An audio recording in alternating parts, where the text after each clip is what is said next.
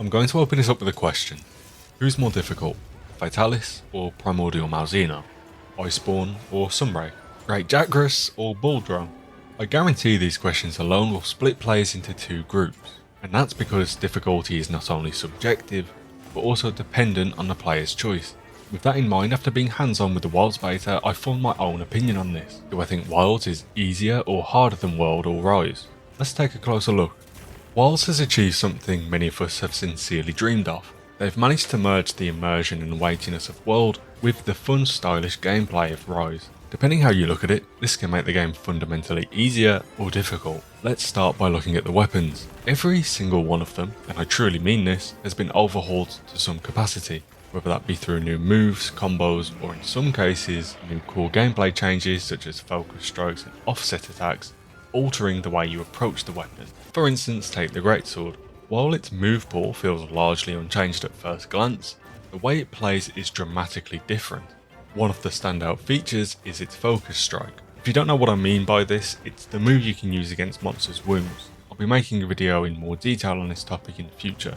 By using this move on a monster, not only will you do good damage, but it also significantly speeds up your damage output by skipping the charging stages typically required for the Greatsword's big hit. Imagine being able to unleash your most powerful attacks without the usual wait time. You can even execute a 180-degree turn while using your true charge slash, which drastically reduces the chance of missing it, which I'm sure many of you will agree is probably where a lot of Greatsword's damage typically would fall off. Let's talk about the offset attack, which serves as a counter. If you time it correctly, you can negate damage while simultaneously dealing heavy hits. This means you can set yourself up for that devastating true charge slash much quicker than before. However, there is a catch. Mastering these mechanics requires an understanding of timing and spatial awareness like never before. You have to read the monster's movements and anticipate their actions. This leads to a more intricate dance of skill and timing that may not appeal to everyone, but certainly adds depth to the gameplay. Now, let's consider the skill gap that these changes create. The difference between a good player and a decent one has widened significantly. The skill ceiling has been raised while the fundamentals remain somewhat static, which is an interesting balance. As a casual Greatsword user, I'm able to solo Fatalis fairly comfortably. Despite this, I found myself struggling to execute the offset counter effectively. The learning curve is steep, timing is everything, and you need to anticipate the monster's actions before they become too obvious. This means you need a deep understanding of both your weapon and the target monster's behaviour. To put things in perspective, I recently timed my run against Raidar with a longsword. I've now managed to clock it in under 10 minutes. Mind you, this is using the capture method. If you want to see a slightly slower run, I'll leave it linked in the description. The video is currently unlisted, so the only way to access it is through that link. On the flip side, I've also been using dual blades, and my time against the same monster was closer to 15 minutes. This variability highlights a significant point. While the game may seem easier on the surface with all these new features and mechanics, true mastery requires proficiency with multiple weapons. Knowing when to switch between them adds another layer of complexity to the hunt. With two weapons at our disposal, at a core level the game should be now easier as the hunter has more options to approach the hunt. But if we look at this at a higher level, now to be truly effective, you need to be at a good standard with two weapons, not just one. It's a double-edged sword.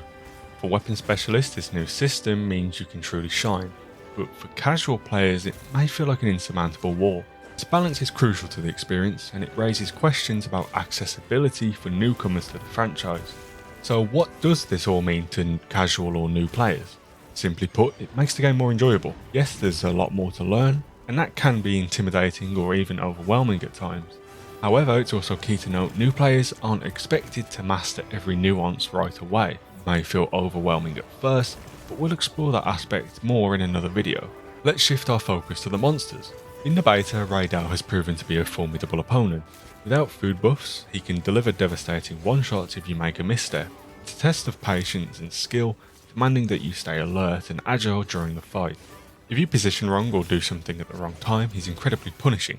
That being said, in the beta we are also using bad gear, have no extra skills applied via decorations, and likely the weapons we have access to currently are way worse than what we will actually have when we reach Raidar in the full game.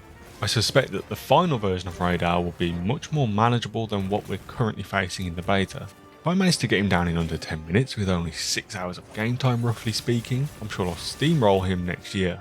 But again, I'm aware I'm also speaking as an experienced player. For newcomers, this time we're talking about could easily stretch to 20 minutes or more, especially without the right strategy or understanding of mechanics. Besides Raid Owl, we encountered other monsters in the beta like Chatakabra, Doshogama, and Balahara. Chatakabra serves as an introductory monster, while the other two offer more of a mid-game challenge. These two mid-game monsters showcase new mechanics that add depth to the fight. Balahara in particular uses the environment creatively. The environments themselves are brimming with interactive elements that can affect your battle. For instance, during the fight with Balahara, I found that its ability to manipulate the terrain creates additional challenges. It creates these big open sand pits that can trap players and suck you down, making the fight feel a bit more intense in these moments. These new mechanics encourages players to pay more attention to their surroundings. You'll need to factor in how the environment can influence the monster's playstyle as well as your own strategy. In Raid Owl's final arena, for example, he creates additional AoE blasts, further complicating the fight. For those of you picking up the game for the first time, I can imagine these monsters present quite a challenge. However, there are features in Wilds that also help ease the learning curve. Namely, we have support hunters. Much like in Sunbreak, in Monster Hunter Wilds you can now take NPCs out into quests with you to lend a helping hand. Support hunters will fulfill the role of multiplayer hunts whilst you remaining single player. While I haven't tested the feature in too much depth, the AI does seem pretty competent. They can inflict blights such as poison to monsters, and stuns, clash, and even more. These support hunters will help create openings for you while also taking some heat off during intense fights.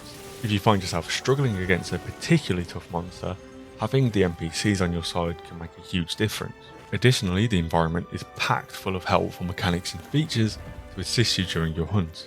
Whether it's pulling down debris onto your opponent, activating traps like vines or thunderbugs, or collecting useful slinger ammo from endemic life, there are numerous tools at your disposal to help chip away at your target. I absolutely love these kind of features. Players like myself aren't forced into using them at all, and they don't detract from my experience of the game. But for those of you who may be newer or less experienced, these tools provide crucial support that allows them to fully engage with and progress through the game. As we look forward to the final product, I'm curious to see how everything balances out.